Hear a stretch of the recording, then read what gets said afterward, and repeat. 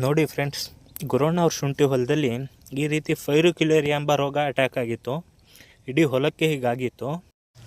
ನಂತರ ಈ ಫೈರುಕ್ಯುಲೇರಿಯಾ ರೋಗಕ್ಕೆ ಅವರೇನೋ ಸ್ಪ್ರೇ ಮಾಡಿದರು. ಆ ರಿಸಲ್ಟ್ ನೋಡಿ ಹೇಗಿದೆ. ಈಗ ಎಲ್ಲ ಹೊಸ ಚಿಗುರು ಬಂದಿದೆ. ಹಳೆ ಚಿಗುರಲ್ಲಿ ಸ್ವಲ್ಪ ಈ ರೀತಿ ಇದೆ, ಅದು ಹೋಗ್ತಿದೆ ಈಗ.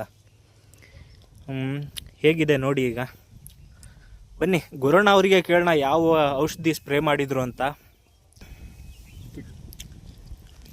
ಹಾಂ, ಗುರಣ್ಣ ಅವರೇ ಹೇಳಿ, ಇದು ಏನಿದು ರಿಸಲ್ಟ್ ಬರ್ಲಿಕ್ಕೆ ಕಾರಣ? ಈ ರೀತಿ ಈ ಥರ ಫುಲ್ ಫೈರಿಕ್ಯುಲರಿ ಅಂತ ಹರಡಿತ್ತು.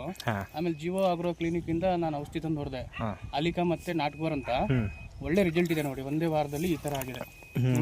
ಹೌದು ಹೌದು. ಎಲ್ಲಿಂದ ತಂದಿದ್ದಣ್ಣ ಔಷಧಿ ನೀವು? ಜೀವ ಆಗ್ರೋ ಕ್ಲಿನಿಕ್ ಅಂತ ಸೋಳಂದಿಂದ. ಹೌದಾ? ಒಳ್ಳೆ ಮೆಡಿಸಿನ್ ಕೊಡ್ತಾರೆ, ಅದರಲ್ಲೇನು ಎರಡು ಮಾತಿಲ್ಲ.